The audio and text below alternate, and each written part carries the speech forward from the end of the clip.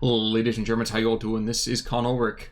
And I'm Rangaroo, hello, hello, hello. And folks, we're taking a break from the Terrible Divisions tournament coverage to give you a replay from a very, very noble tournament that came across this past weekend. Yes, folks, we are actually in the middle of a replay from the first Steel Division 2 fundraising tournament. And Rank's going to go a little bit into, I guess, a little bit more about who we're going to be seeing here, but I did want to give a quick shout out to all the great people from the community putting on this event, trying to go and kind of lead that fight against hunger across the world. They're raising some great money. We're going to put links down in the descriptions below if you guys want to check them out. But if nothing else, guys, try to at least give them a little bit of applause for the kind of work that they're doing here. But as we pivot back towards the carnage going on this particular battlefield, we are, of course, on Slutsk West. And Rang, why don't you tell us who is here and why do our income numbers look so strange? On the left-hand side in blue, we have Karma playing 2nd Infantry Division with a balanced income.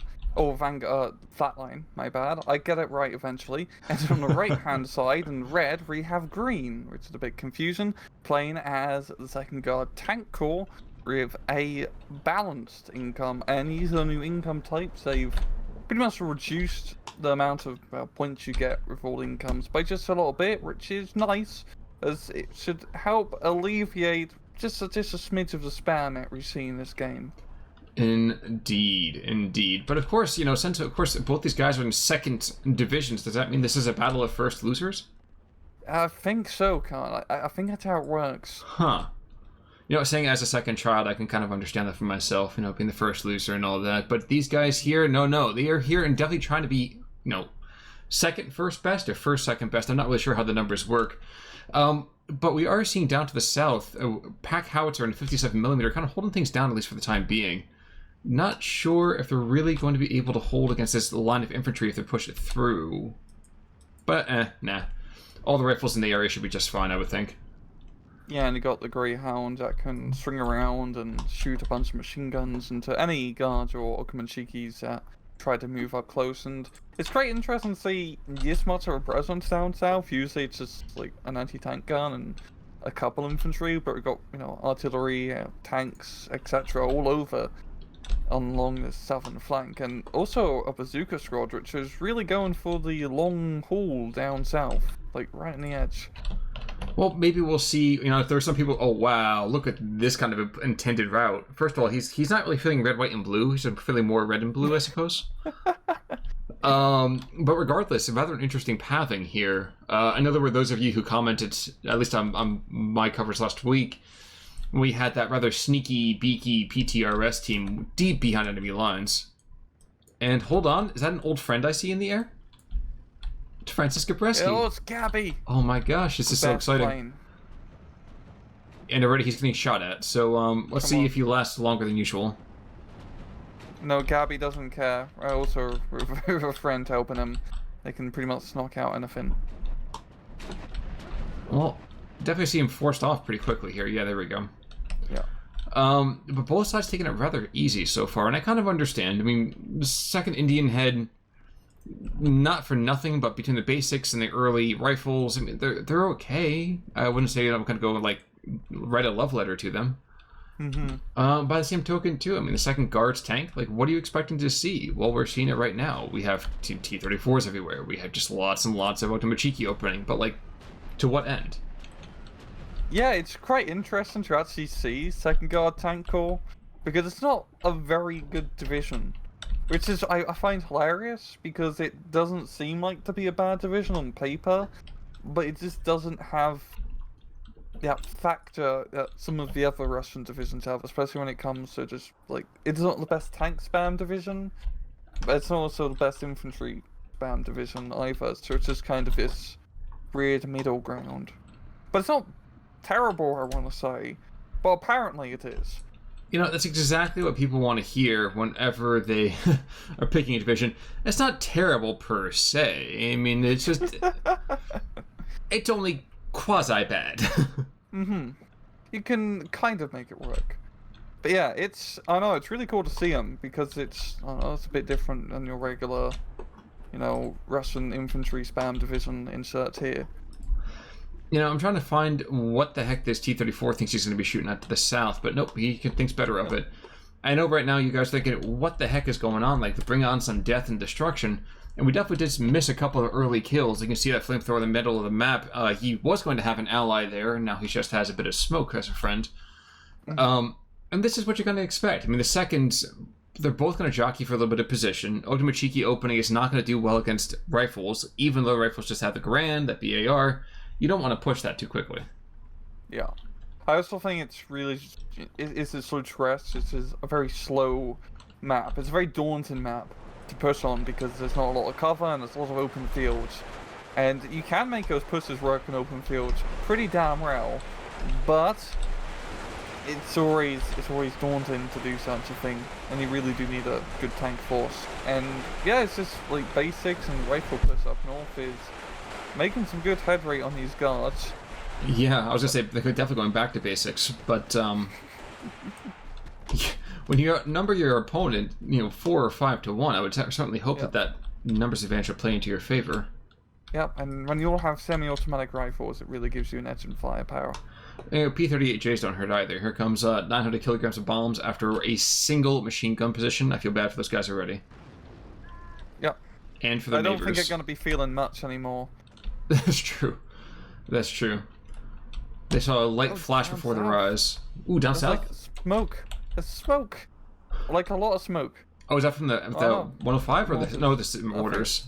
I think it's the mortars just trying to save a T-34, maybe? Yeah, it seems to be the case. The 105 has like barely shot anything. Well, and the 82 mils, the 82 mils are just blitzing those 60 mils. Jeez. Wow, it's it's nice fast. to see artillery play. Like, we're starting to see this a little bit more in some of the replays we've been casting, which is nice. It's not just off-map artillery spam here, yeah, or everywhere. We're seeing some good mortar play, because as you should know, guys, mortars are some of the best artillery units in the game, especially if they're on a half-track. Exactly right. That's actually why they made the entire Pacific, plot line about those guys. Now, looking down to the south, though, does this push have a chance? I mean, Otomochiki down to the south, big freaking deal. I like seeing these mortars drop more smoke down, covering the approach to this MG, and tank can't too easily push back any kind of this rifle push. But it doesn't have any kind of lasting chance. I think I can get through this first defensive position pretty easily. There's not really too much here, but I don't think they're gonna make it to where the T-34-85 is. It's just a little bit too heavily guarded. And then see 82mm mortars completely retarding that push. Just like I said, guys, mortars are so good because I've pretty much saved that push for now until we've got more infantry reinforcements being brought in. Unless, of course, they hit their own guys, which is a completely different issue. But ooh, that basics and rifle push up to the north with a tank with this Niki coming in behind them. This could be amazing as a nice little counter thrust. Wow. Yeah, you can get the Molotovs on. Those basics get suppressed very easily due to their disheartened status. So, really good flank of their CQC troops. And then bringing in from the front with some more. That is beautiful. And okay, yes, the T-34 is kind of supporting fire into this. That was a very deft parry. Really well done there. Yeah. Very, very good, just, encircling that little boja. But not to be outdone, we actually see more and more material being brought into the south, more basics, kind of being plastered over the place, and with this single surviving mortar, the 60 mil, oh no, I was a single surviving mortar, no, there's another mill, another stovepipe that got brought in, and indeed, he's the one dropping smoke down all around here, and yes sir? Yeah, they were dropping the smoke earlier, instead of the 82 mils I was wrong about, yeah. Well, so the 82 mils were the ones that were just absolutely shellacking their opposing number, and you see we're going to indeed have that again happen, I'm sure, in just about 5 seconds or so. Yeah, just this basic push might basically work. I mean, okay, at close range, Green Hasty does have that support gun. I do like how the guards have tried through the smoke. It's like, oh crap, I think I make a wrong turn here. It's a bunch of Americans in the middle of this road. And immediately they just get axed. And geez, those 82 mils are just like, they hit one thing even close. They just pound it. the American mortars into nothing, which I'm really quite impressed by that. Yeah, I've been doing some phenomenal work, but it might just be too much infantry for Green to deal with. I mean, unless he can get these 82 mils, firing on the infantry blobs, he might be able to stop the push for now. But there he goes, bringing in those Superis. That's exactly the type of infantry he needs in his close range fight. Yeah, but they gotta get close enough for that first, yeah. Yeah, that's gonna be the issue. Well, I don't know. I think they're gonna be able to make it in the air before the Americans completely overrun the forest. And nice thing is, well, the Americans don't really have that much anti-tank. So that T-34-76 can just run around. That's the one huge weakness for 2nd Infantry, is that the infantry really lack, those bazookas. So that bazooka on the sneaky flank, finally getting into position and getting a sneaky zook shot off, yeah. I didn't even pay attention until I was watching as this T-34-85 is engaging the Greyhound in the 57 mil. I'm actually very surprised that the M8 is standing and fighting. That would not be my idea of a good time. They take it out too. What the deuce? I think that's the 6-pounder got the final blow. But it's great surprising, to him to just stay and slog it out.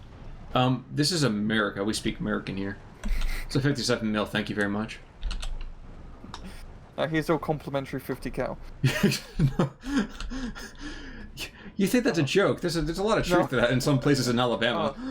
Oh crap! The off map got the off map off, but he got killed by the T-34. So yes, he did. Not going to be getting his money's worth. No, but it's a 203. So 203 in the first place. And the T-34-76 goes down, so he pays with his life. And this is the last major position before we get into that kind of arterial. And with the bazooka in the area, you can't move anything. You swing around to the south. And great, a combat. Big stinking deal. So, I don't know. As dire as the cost may have been down here to the south, I still like that trade. Yeah.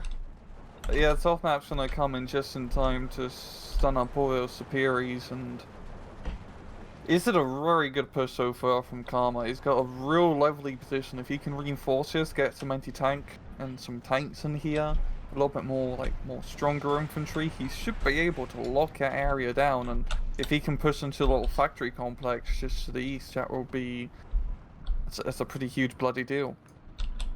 Yes, but that's a big if. It's a big if.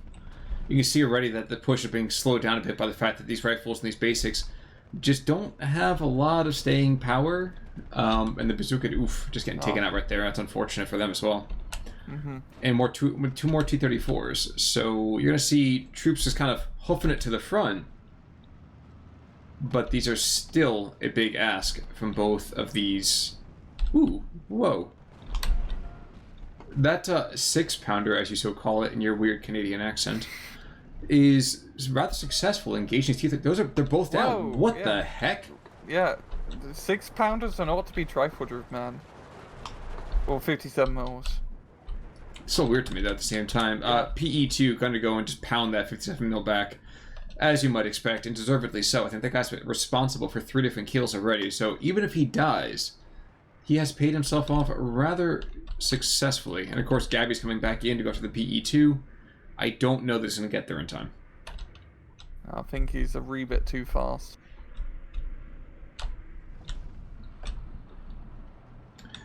Just taking a quick gander with the rest of the map. There were a couple of M4s brought into the north, and indeed we have one that survived currently. Everyone else has fallen. And... Yeah, I do like the push here of the rifles moving into a lot of town, and finally getting some proper tank up here at the M4. We might be able to clear that town, and that'll be, once you hold that town, it's pretty easy to hold onto it. I am mildly amused by the fact that they keep bringing these P-47s in to bomb anti-air positions. It's like, screw you, anti, yeah? You're not my counter. Just blows them up. I mean, the P-47s are really good at that because they're fast and they're pretty resilient for fighter plane. True, it's just a little weird for me. And there's a P-38 coming the other direction trying to push back the guards and the Superis, and I think they're not going to be in time. I think it's going to be devastating, but it's not going to be enough. Whoa. Yeah, it slows him down, but he's going to probably lose his own rifle squad. Maybe. Interesting. Might just get out. Hellcats and 2 more 57s. Oh yeah. Oh yeah, they got the Hellcats. Yeah, but it's what's that? I think it's a very minor card though. I think it's like 2 or 3, and it's like it's not much. You're not getting a lot for it. And it's not like SD44 where they just annihilated everything. Here they're just kind of okay. Yep. Yeah. And I just watched the world's slowest tank kill as the 105 howitzer fired one of its precious heat shells and took out another T-34. Which, to a certain extent, is always so amusing to me to ever watch an artillery piece to fire anti-tank. Mm-hmm. On the central town position, Green Heat C is starting to make some plays, such as Welcome and Shiki. I think if he can, get the sight on Karma's infantry, he might be able to use the T-34s to provide some rather vital fire support. And vital fire support indeed. I'm surprised his 57 mil to the north isn't moving back down, but no, the howitzer takes out a second kill. And just that slow arc of that shell is hilarious every time. Well, just from the caster's angle, it's kind of weird to watch it move that slowly. Mm-hmm. I think the T-34 could probably just take reverse a little bit to dodge it. Like, we see the anti-tank shell coming, okay, we got like 30 seconds left, and we can, hold out a little bit. Definitely feels like a opportunity for like a bad pizza commercial. Like, we get your shell to the front line in 30 seconds or less, or it's dead. I feel like a Rotor 1 artillery park. Exactly. Jeez, these 57 mils in the south have just been absolutely devastating. Yeah, they really have. Like, every single T-34 has been brought up as, well, perished. But the thing is that Green is still barely holding on to the position for now. He really does need some more infantry in that factory. Well, and 450 kilograms of bombs later. Oh, yeah. Here we go. Yeah. Yeah, those P-47s are just bloody... They're really good planes. Especially, like... I mean, he's, like, pulling it back immediately after doing the bombing runs. But after I drop the bombs, they're just as good as the goddamn fighters. So you can just strafe targets like there's no tomorrow with the P-47s. That's certainly true, but I can't help but feel I'd rather get them off map so that way I can just kind of get them reloaded with ordnance immediately. Good point. T-34 coming in. You have a free-star infantry because of near the combat. I mean, he's a good tank, but he's a little bit outgunned, or outnumbered. And a little bit outgunned by the Hellcat. Indeed. So the Hellcat actually over there, I'm not sure if he's still firing his APCRs? No, he's firing APCRs. Not anymore. He's down to regular APs. I get the feeling we're going to see just like an HP kill more than actual just penetration. Yeah, the Rhino doesn't have a good chance. It's really all down to the Hellcat. Well, and the Hero 57 mils. Mm-hmm. Like, they got him dialed in, though. And there we go. There we go. The American 76 finally gets the job done. I was trying to figure out... We also have these 57 mils. Okay, so just watching... there's a couple of Russian tank positions or artillery positions up in this center area. Mm-hmm. And they're doing decently. I mean, it's not talking something really that incredible. And I think, real quick, by the way, we actually are seeing Karma maybe listening to what you had said about keeping the planes around. Unfortunately, it's a little hard to dogfight when the guy's on your tail already in the first place. Yep, and here you go, the Akron Bs are, especially the Normandy runs, those French pilots are pretty scary fighters. 2-star veterancy, and I believe they are more agile in the P-47, so is Gabby gonna go down? I'll be pretty sad if you lose Gabby, Karma. I'll be very, very upset. Well, that's why he's trying to play for time as he brings in his Bofors. Oh, yeah. They're only getting some deflection shots, yeah. Yeah, and they know what's going on, too. They're backing off. There we go. Yeah, Gabby's just gonna back out. I mean, the Akron Bs are agile, but they're not fast enough, and You got a whole another American air squadron coming in up north here. Oh my god, he Drop almost some lost movements. that Bofors just from that Yak 1B just strafing. Yep. Well, while everyone else is engaging Gabby to the south, there's been tons of bombs placed otherwise. And one thing we haven't really been paying attention to too much is the fact that it's still 13-11. Yeah, like Green HD hasn't, been in a good position this entire match, but he hasn't been in a terrible position either. It's only been a slow points loss. You know what? I think right now I got a bit of a grin coming on my face. I see like a kind of a crocodile smile over here in that main arterial. Looking forward to it. Don't see him very often. In fact, we pretty much only see him on the British divisions. In a second. Yeah, it's really okay. It's really quite funny actually having the crocodiles now available for the second Indian, because they are still a British unit. I believe it's just a few were like attached to the second infantry at some point for dealing with in place positions. That's my guess. Especially like early on, I believe crocodiles were used pretty intensively to try to knock out bunkers. That would not surprise me inordinately. Yeah. Also, let's see, we have 152 off map in the central position. Dropping his barrage a bit short, but we'll see what really goes on with that. There we go. Green HC getting like a town in the center under control. He's still losing because the southern side is not looking all that great, especially now with the basics doing a bit of a push. But the tank sneakies kind of holding on. There we go. They're going to go down, and we'll flip over to Karma. Well, and the addition of a couple of heavier tanks, so two T-34 85s. But I think I'd be trying to move my combat officer a little bit someplace else. I know it doesn't sound like a huge loss, but that veterancy can be quite good. I wouldn't lose it without cause. He should probably back it up a bit behind, like, the flag. Yes. Yeah. Yes. He's you do not want to lose him, because the one thing that he's really been helping out is making the T-34 tanks, much higher in veterancy. Also worth noting over here that we are going to see a counterpunch from guards, seeing 3 squads? Yeah, 3 squads and a 45 mil being brought on. And just to the north, I don't think they're offloading necessarily there. I think he's just trying to prep himself, get the anti-tank and tank into position, and then maybe sweep down that road and try to recapture this factory complex. Yeah. So it's good seeing some actual infantry play coming in, but yeah, just looking at Karma's position down south, he's pretty tight. Yeah, he's got a lot of anti-tank. He's got the tanks, he's got the anti-air now, and infantry going to be able to dig into that factory. And yeah, the American rifle infantry may not have the anti-tank, but by God, they can be a real pain in the ass to rout out.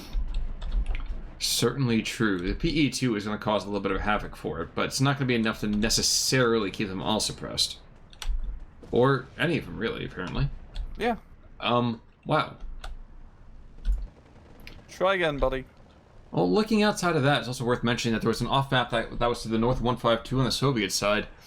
Well, he is meeting Lenin face-to-face, and I'm not talking about John Lennon. He got taken out by a 60 mil barrage.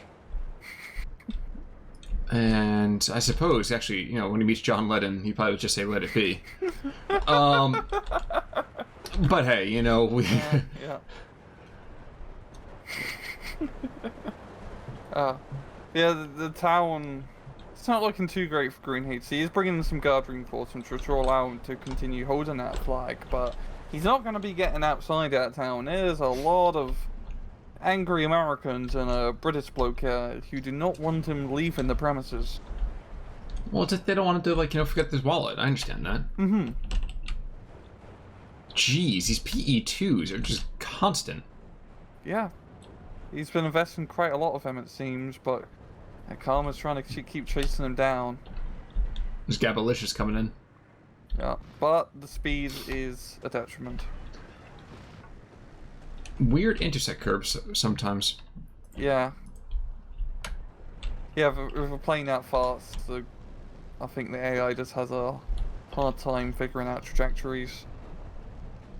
There we go, we're gonna have a head-on. I wasn't paying attention to the head-ons, watching the other bombing run in the center of that town. As you're going to see more of these late rifles come back the other direction. And I kind of always forget how much firepower these things have between the Thompson, the 9 Garand, and the double BARs. Yikes. Yeah. Whoa, 15-9? When the heck did that happen?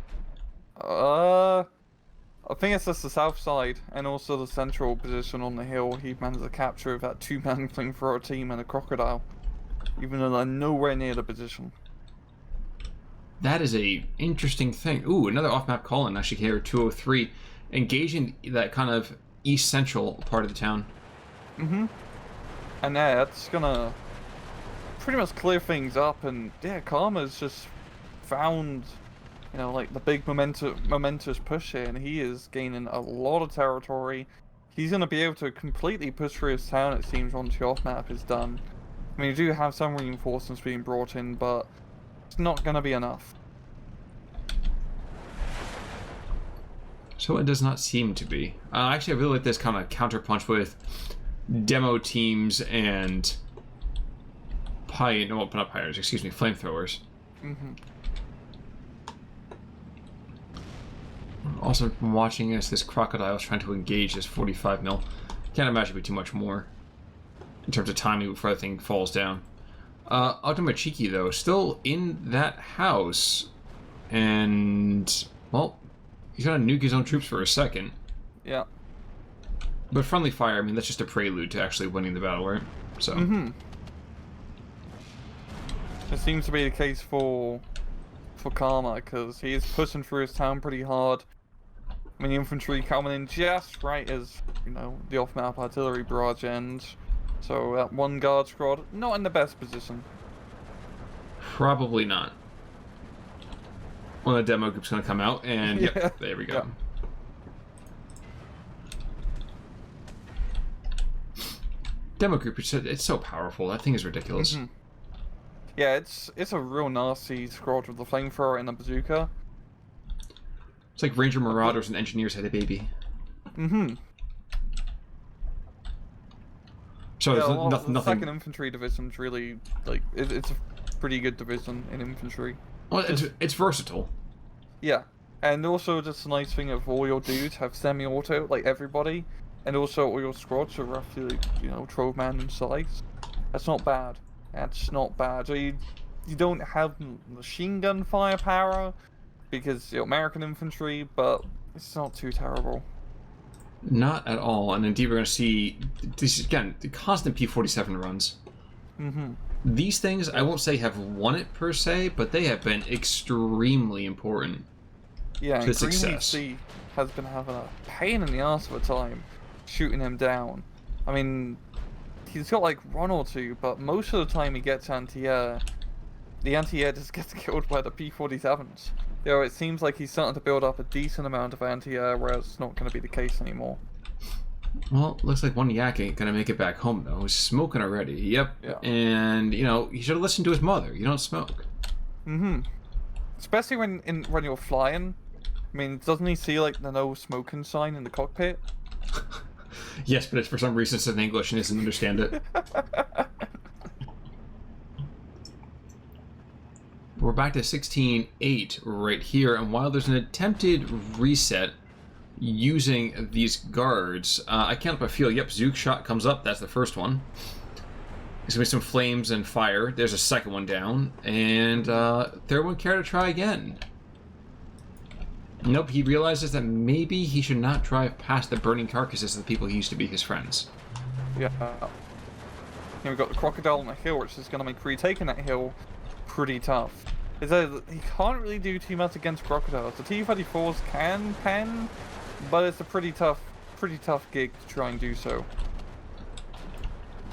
He is trying to deploy guards in both directions though, so this will be interesting. Mm-hmm. I mean, maybe this one guard squad might be able to, you know, rush in and get the nade kill. No, there's a flamethrower. Well, and the other one that was coming from behind, I don't even know what took him out. But yeah. I can tell you, he is quite dead. Mm-hmm. I think it's pretty safe to say that Karma's got us in the bag, so do you want to take us to ×2? Absolutely, sir. Let's go at 45 here. So 3, 2, 1, and go for it. But yeah, folks, as we're kind of seeing this, it's not going to be without cost, but you're going to see that Operation Unthinkable over here is clearly quite comprehensible. Mm-hmm. Yeah, it's just a very good push from Karma. He just kept a lot of the tanks out of the battle by blowing them up. And when you don't have the tanks backing you up as second tank card core, you can't really guard your troops that well. Irony of ironies to know that you have to have tanks to do guarding work. Usually it's the the foot sloggers here, but down to the south, we're going to see small signs of life here and there. And indeed, you can see though, every single time, like you said, tank comes in, there's 2, 3, 4 sources of fire against it. Every single time infantry squad comes in, there's 2, 3, 4 sources of fire against it. Like it's almost impossible. And then you have all of this freaking bombs. Yeah. It's just a very good combined arms warfare here from Karma. I mean, now the air power has really been, I want to say, the MVP for him so far. Because it's the constant bombings from the P-38s and the P-47s is ludicrous. Indeed. I'm also surprised that the Rhinos have been able to keep as competitive as they've been this entire time. There we go. Of course, as I said, then one finally if it goes down. Yeah. But not quite as endangered as they've been in other cases. Heck, even to the northern side, we're seeing demo groups and late rifles starting to engage guards from a distance, and not for nothing, but that generally is a, well, sans bombing run. That generally is a fight that most, I would say, rifles and demos would probably win against the guards. Yeah. Yeah, it's just the semi-automatic rifle fire compared to just bolt action rifle fire gives you a huge edge. Especially with the Russian infantry, because the DP machine gun is pretty terrible. It's not that good, so No. it's not like you're bringing much firepower to the fight by having it. True. True. The thing that kind of amuses me to a certain extent is that these rifles down here have gotten to the factory complex and are like, that's it, we're not going to go any further. And I get it. Yeah. I mean, I do. Cease the means of production. Why do we need any more? Exactly. Exactly. Yeah. I'm not getting paid any more to do this. Screw it. I do love this triple howitzer position, though, as it engages this... engages the 37 mil. Yeah. And no longer is there 37 mil. You know, it's one of those things I'm always kind of surprised that the pack howitzers get deployed as close as they are to the front lines. But hey, I suppose it happens every now and again. As we take these final seconds down here, any last thoughts? No, not really. That was a pretty comprehensive match. I certainly think so. I think, honestly, the second... I think that the second tank probably would have benefited from a slightly more, let's say, accelerated times table. So you look at the KD over here, good lord. Yeah. I just want to see some of these.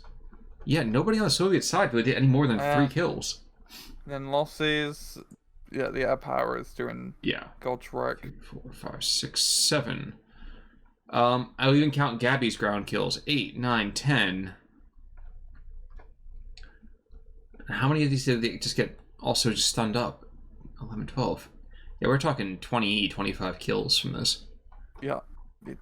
That's some really good airplay, all things considered, and yeah, there's some like the Rhino and Demolition Group did pretty good. So yeah, Second Infantry is in that matchup worked really well. They're also, to be fair, Second Guard Tank Corps could definitely be better. Could definitely be better.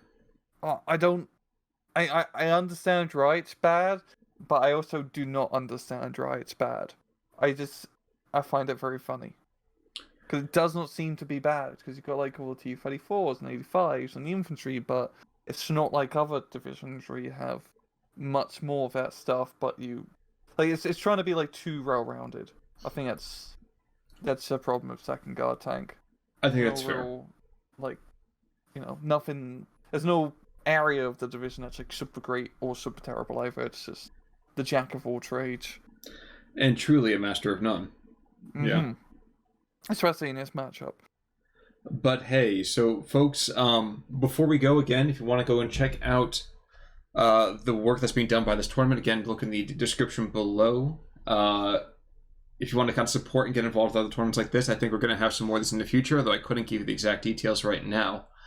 I do know we're giving you another one of these matches over here on Thursday, so be sure to check back for one of those.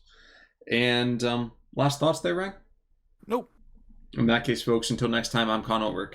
I'm Rangaroo. Take it easy.